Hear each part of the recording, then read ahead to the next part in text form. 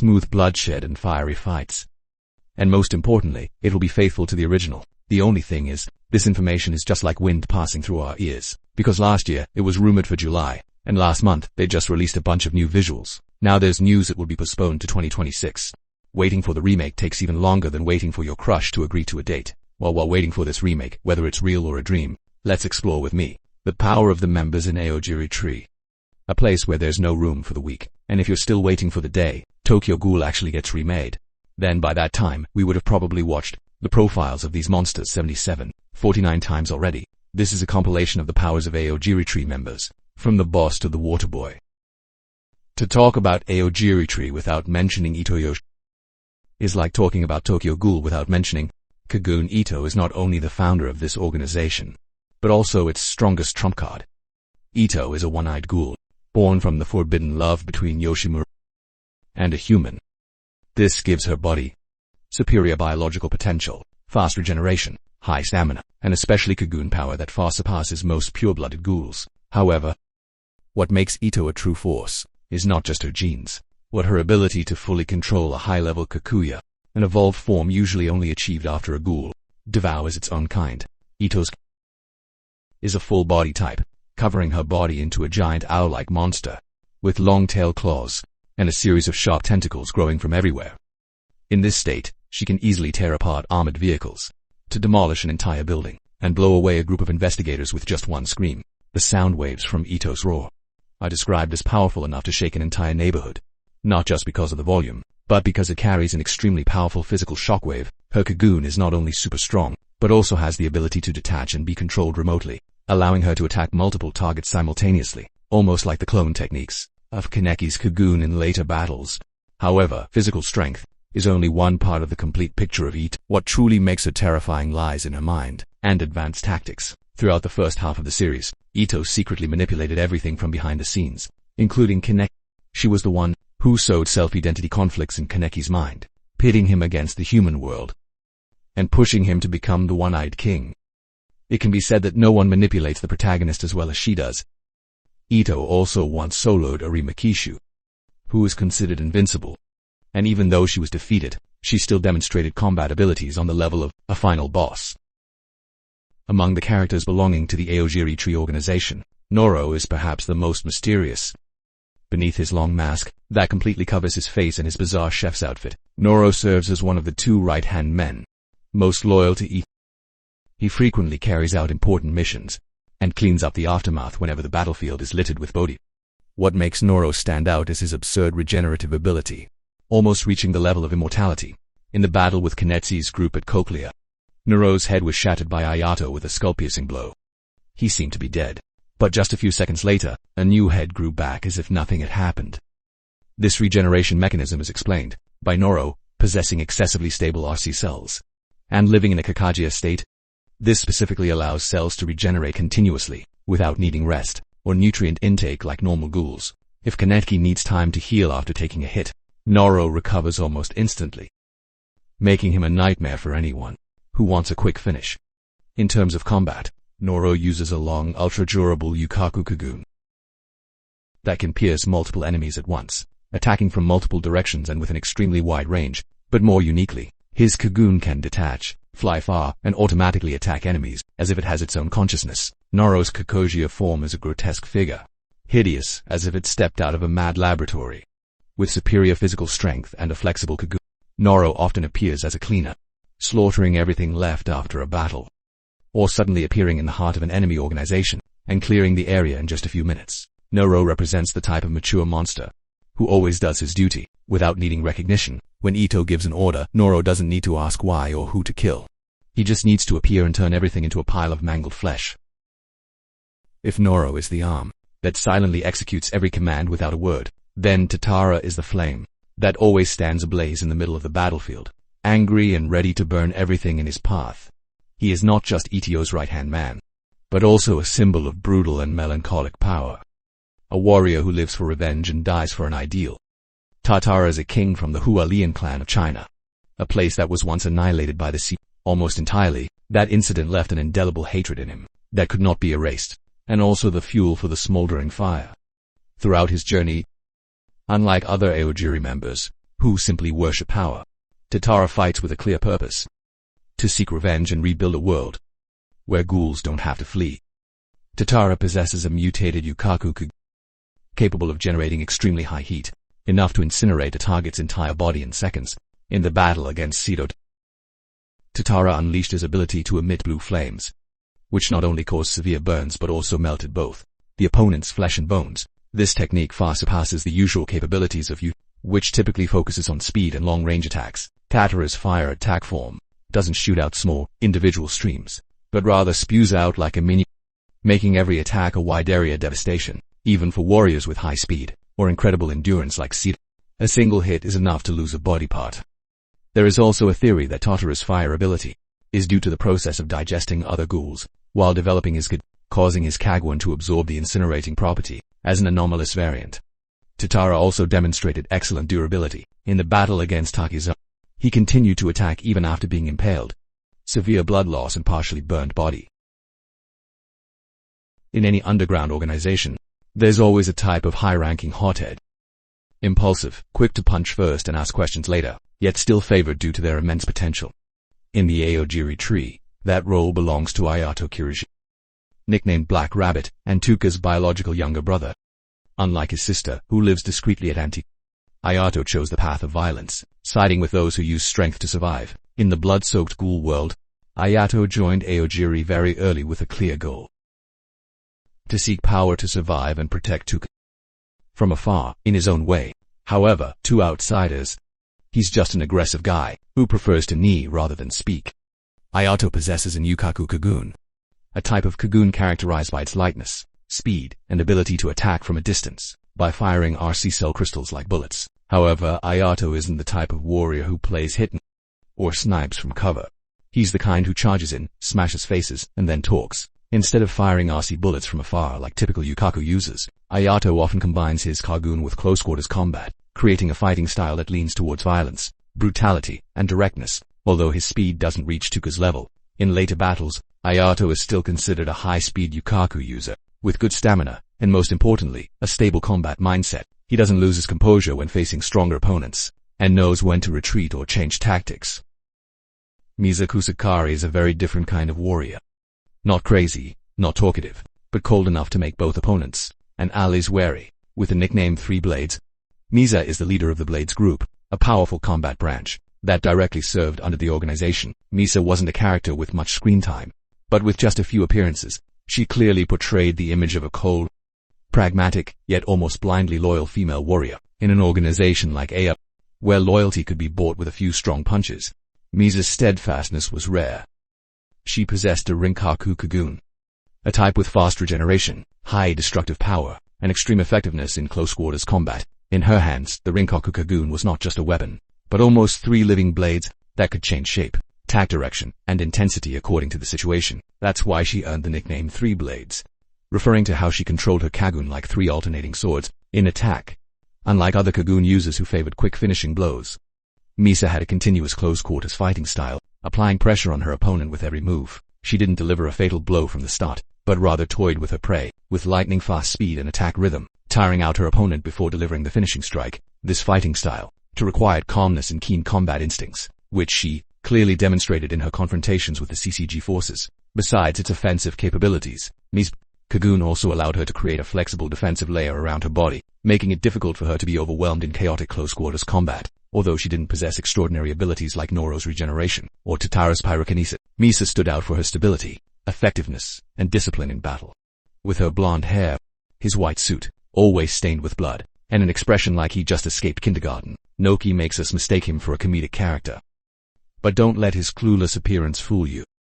Noki is the leader of the White Suits, one of the most notorious combat groups, and one of the most loyal in the organization. He is the favorite disciple of Yamori, also known as Jason, one of Tokyo's most insane former ghouls. Noki didn't inherit his master's sick brutality, but he fully inherited the kill first, think later mentality, and absolute loyalty. For Noki, the organization is family, and Jason is his parent. It's a kind of emotional deviation, but one he believes in as truth.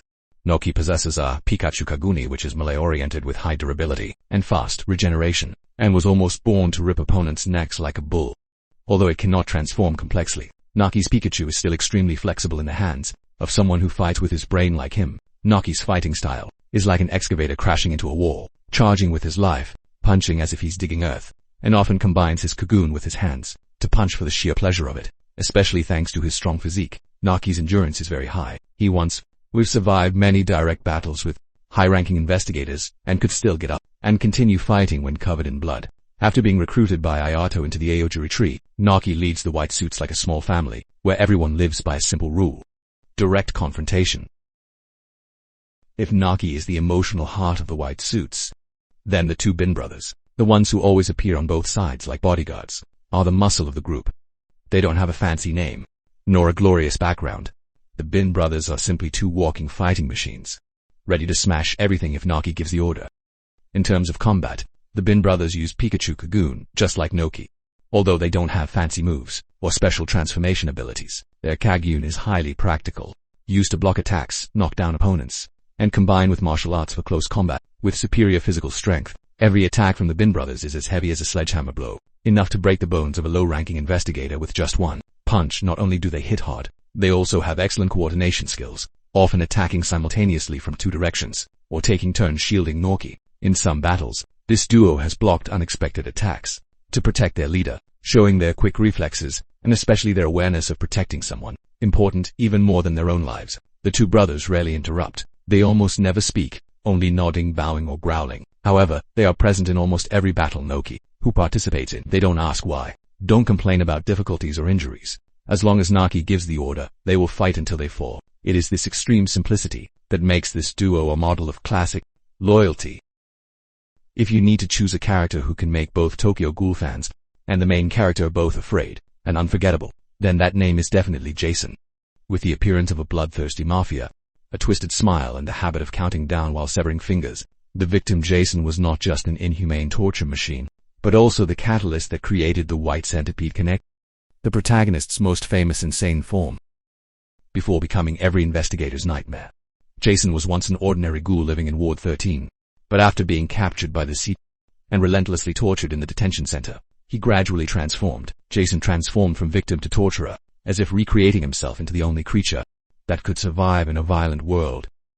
Jason's main weapon is his Rin Kokugane, a type of Kokugane focused on regeneration, high power, but structurally prone to cracking if not well controlled. However, for someone who enjoys feeling pain like him, that weakness barely exists.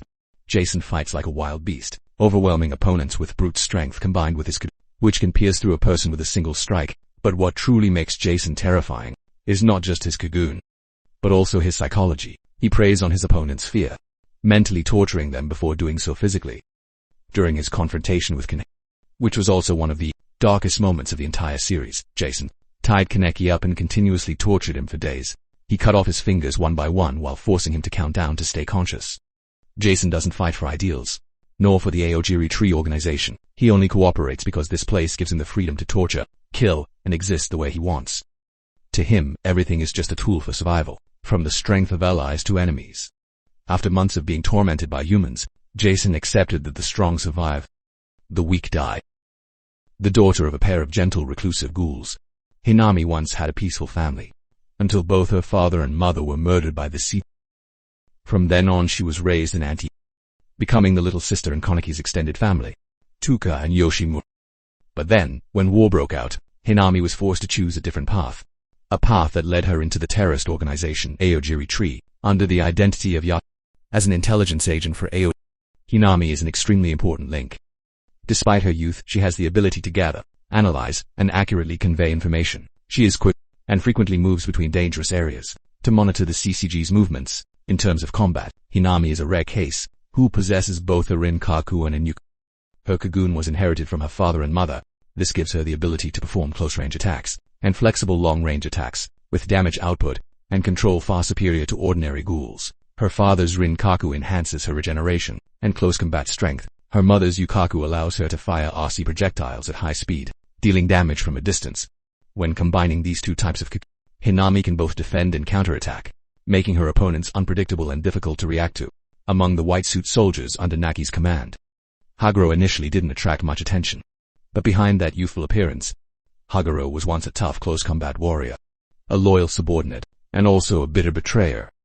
With a Pikachu, he can create a strong, curved tail, used for close-range attacks, extremely effective for preemptive strikes or counterattacks. Although not particularly special, Hakuro possesses astonishing endurance and flexible combat adaptability, especially when combined with hand-to-hand combat. Hakuro's strengths lie in his reflexes and survival instincts. He's not afraid to dive into a brawl, but also knows when to retreat to preserve his strength. In the early battles of the White Suits group, Hakuro often acted as the vanguard, launching probing attacks, creating openings for Naki to unleash his moves, or for tactical retreats. On the surface, he was a doctor who served at Hospital Branch 20. Kano is known for performing surgery on Kaneki Ken, transforming him from a normal human into a half-ghoul. But behind his white lab coat, he was the mastermind behind a series of forbidden experiments, a high-ranking member of the secret organization V, and the godfather of the One-Eyed Ghoul projects. Kano has no combat ability. He doesn't possess a doesn't participate in battles, and is easily defeated if caught. But he is more dangerous than any warrior, because his power lies in science, knowledge, and a complete lack of ethics. Kano was the first to successfully perform surgery to transplant ghoul organs into humans, paving the way for the existence of artificial one-eyed ghouls, like Kaneki.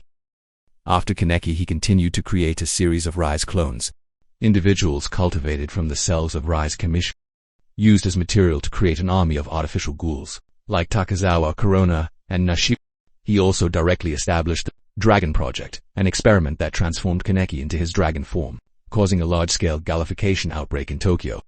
This made Kano one of the most terrifying, and it's because he doesn't hate or resent ghouls at all.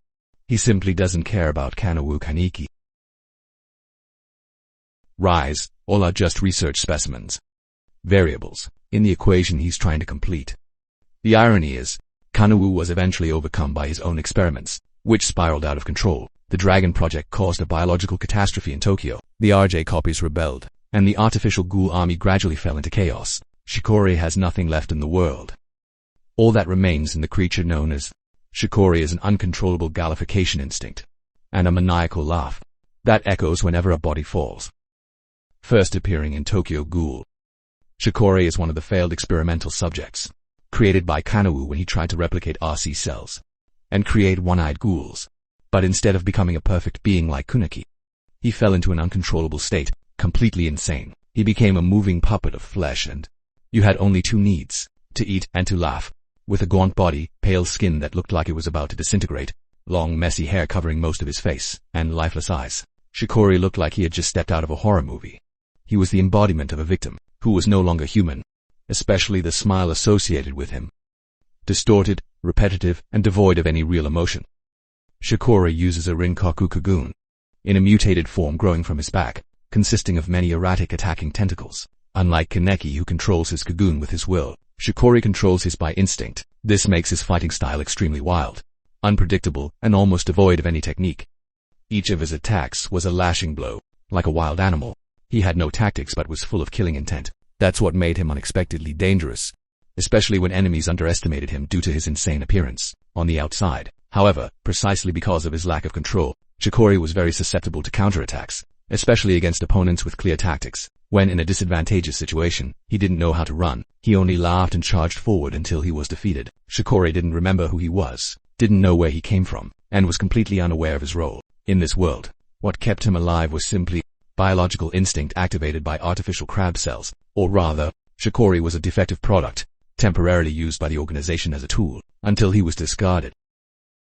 Among the names that have passed through, Aogiri Tree is one of the rare cases where the audience had to spend a lot of time to understand which side she ultimately belonged to. With the alias Grave Robber, Yumitsu once caused the CCG to open a separate investigation into the incidents of trespassing at the Jue corpse burial grounds, and her name was one of the strangest suspects. Yumitsu had an extremely unique appearance, a slender figure, a face with dreamy features, eyes that always seemed wood, and especially a fashion style that was very hard to categorize, that created a very Tomo-like aura, distant, mysterious, and seemingly indifferent to right or wrong, life or death. She didn't fight for an ideal, but because she liked it. Umitsu possessed a rare type of combining Yukaku and a hybrid long-range control style. Her Kagoon can deploy like a winding fabric strip, forming a ribbon-like shape, used for long-range attacks and also able to bind targets. Not only that, she is rumored to be able to detect, locate, and approach the corpses of ghouls or dying ghouls, like a form of death aura sensing. Sources claim she once infiltrated the CCG's corpse storage, stealing information or taking tissue samples. Although there is no concrete evidence. That's why the nickname Grave Robber was born, and gradually became an inseparable part of her image. In terms of actual combat, Yumitsu is not strong in destruction, but extremely dangerous in infiltration, espionage, or assassination. Elusive. She appears, acts, and disappears almost without a trace. Yumitsu Tomo joined Aogiri Tree, but was never truly a part of it. For Yuki, the war between ghouls and humans is like a deadly game that she observes from the sidelines, occasionally intervening to see what happens if the wind changes direction. In Tokyo Ghoul, the Quinks squad was considered the intermediate hope between humans and ghouls. Individuals implanted with artificial kagu, but still retaining their sanity. They are legitimate CCG fighters, wielding ghoul power in human uniforms. But with Okahira, the story went the opposite way. A Quinks who failed psychological control from a protector became a disruptor of order. It's unclear what went wrong with his training, but Okahira betrayed the cut off contact with the Quinkwa squad, and secretly allied with Ao.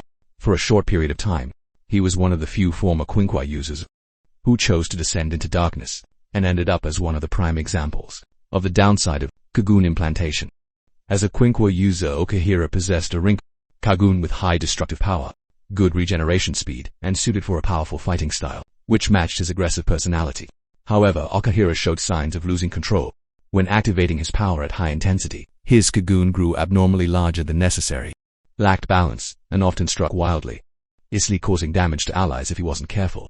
This was a consequence of the Kagun deeply embedding itself into the controlling brain, a complication once described as a psychological galification reaction, causing the user to easily fall into an instinctive attack state. However, within Ao, Okahira was not as highly regarded as pureblood ghouls, although he was once used as a close combat weapon. In some operations, he was gradually phased out as his loss of control increased. He eventually disappeared from the screen like a faulty patch, deleted from the system. In a world where ghouls and humans live in fear, suspicion, and hatred, Kimi Nishino is a rare case. A human who knows the truth about ghouls, but chooses not to flee. She accepts the terrifying reality and chooses to stand with ghouls for the one she loves. Kimi's boyfriend is Nishiki, a ghoul who was once a university student, living under the guise of a normal human. When Kimi discovered he was a ghoul, she accepted it with unbelievable composure. Kimi even voluntarily became a food source for Nishiki, knowing that Nishiki needed blood to survive, and instead of letting him waste away, she chose to donate her blood so he could continue living as a human. That choice wasn't simply out of love. It showed that Kimi was a person of courage and intellect, transcending primal fear. In the Tokyo Ghoul rearc, Kimi unexpectedly reappeared as a medical support for the GOAT group led by Connect. Before that, she had secretly collaborated with Aogiri Tree, providing knowledge about humans, social psychology, and even biomedical support for some injured ghouls. This role wasn't significant in terms of combat, but it was vital for ghouls trying to coexist with the human world.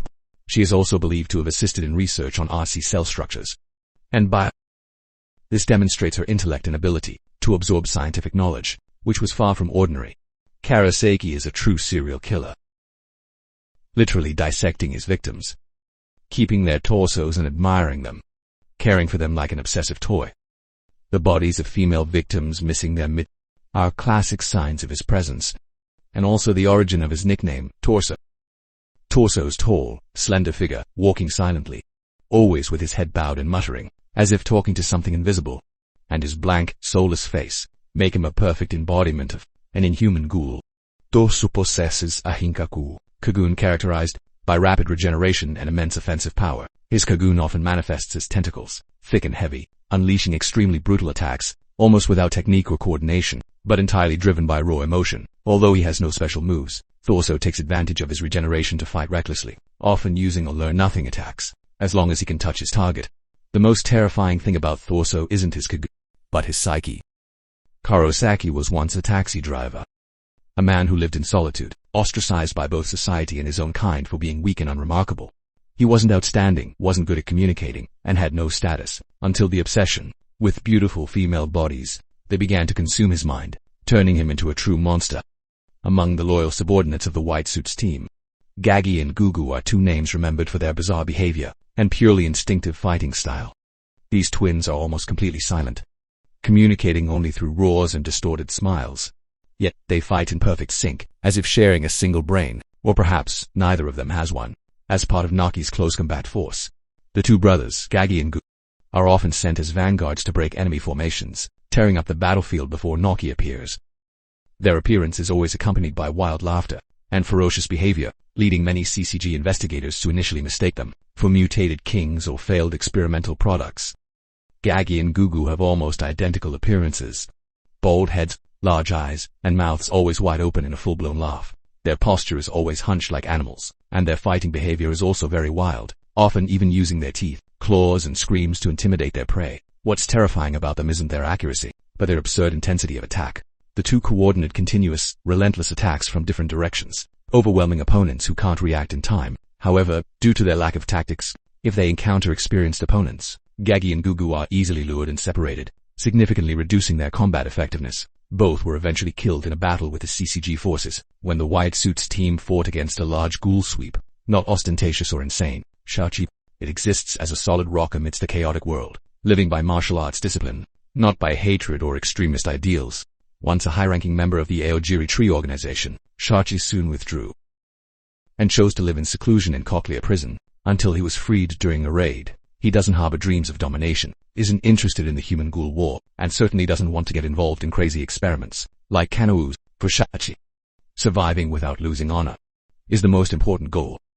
Shachi uses a Kokaku Kagoon, a type of Kagoon with a sturdy structure, leaning towards defense and close quarters combat. However, what makes him stand out is his hand-to-hand combat ability, so superior that his Kagoon is merely a secondary tool. He is a traditional martial artist, capable of using take, joint locks, grappling, and counter, perfectly combining physical strength, speed, and combat intellect. In some battles, Shachi easily defeats other ghouls without activating his Kagoon. One of his most notable achievements was the fight between Shachi and Centipede Kaneki, where he completely overwhelmed Kaneki with his technique, forcing him to temporarily retreat even in his semi-berserk state. Physically, Banjo is a ghoul with a tall and large build. With well-defined muscles, he looks like a street wrestler or boxer. However, contrary to his muscular physique, his Kagoon is extremely weak. Banjo once frankly admitted that his Kagoon was the lamest among ghouls. Not strong enough to create a clear advantage in combat, Banjo possesses a Rinkaku, a Kagoon known for its high regenerative abilities and offensive power, but Banjo's is an exception.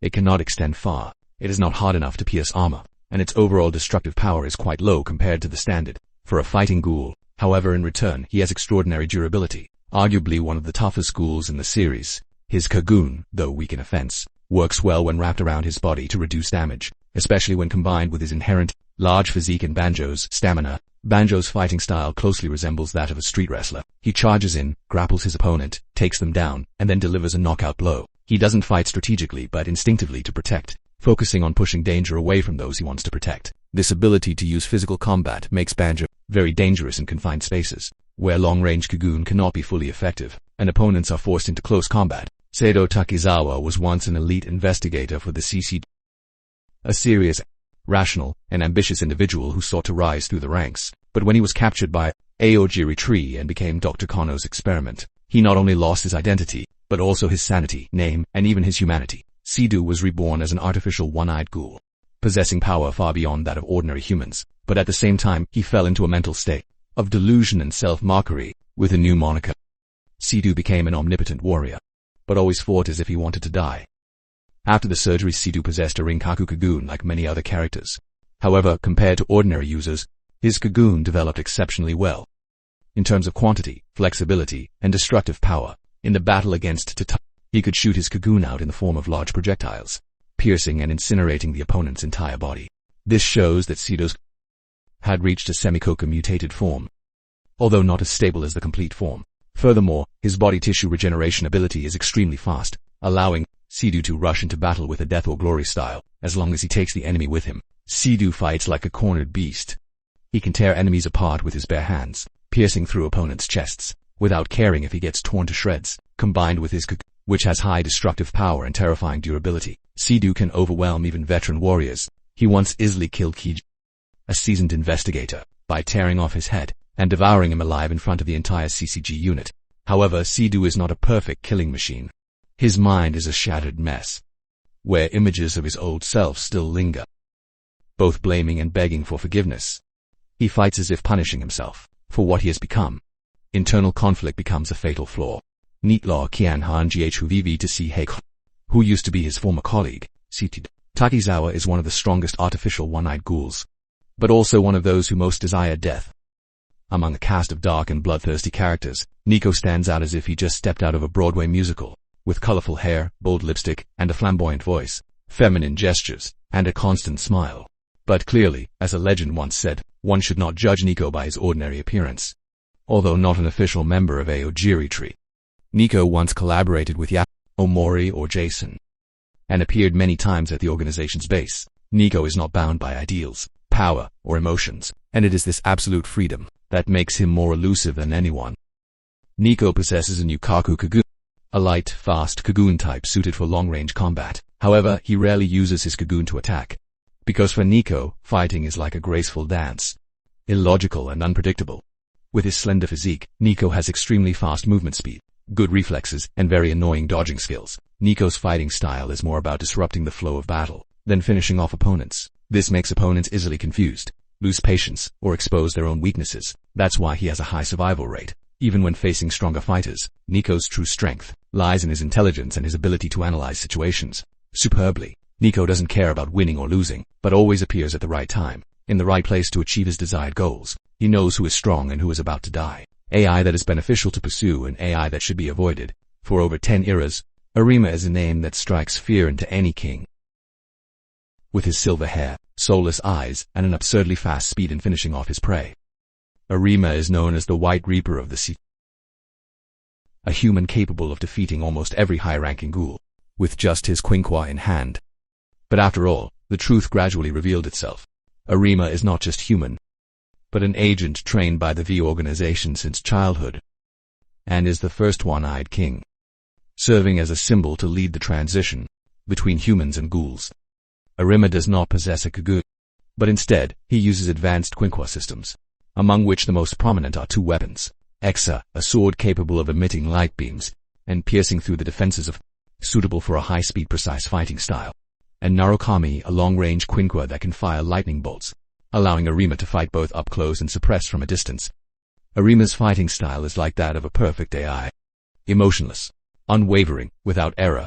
He reads the battlefield, analyzes the opponent's movements, then strikes as if he already knows what the enemy will do. When facing Kaneki, even when he was in his near Kikuya state, Arima still completely dominated with his skill, speed, and almost supernatural precision. Although he is human, Arima possesses physical abilities far beyond average. Having been selected and trained by V from a very young age, he has the ability to react in milliseconds, enough to dodge or block high-speed attacks. He is extremely resilient to damage, sustaining severe injuries multiple times yet still able to continue fighting, and possesses absolute mental focus. Simply put, Arima is a pure instrument of war. Mt. Than Kimbit Sai. Arima is not a man of many words, but his power commands absolute respect, making every organization reconsider when they know he has joined the fight. Even the Aogiri Tree, which is the most brutal organization, once avoided direct confrontation with Arima, knowing that even with their entire team, the chance of being wiped out was still very high. And later Arima chose to pass on the title of the One-Eyed King to Kan, and sacrificed himself to end the cycle of destruction between the two species. He is the sword that severed the past, paving the way for the future, and remains a name that makes the whole world bow down. So, we've dissected quite a few prominent figures in the Aogiri organization, haven't we? These are the names I consider impressive and profound. So if you guys think someone is missing, or someone is redundant, or if there's an underrated character, feel free to comment gently, just don't throw bricks at me, okay? One more note, the information I've compiled is primarily based on the manga, so I've temporarily omitted anime filler in this video.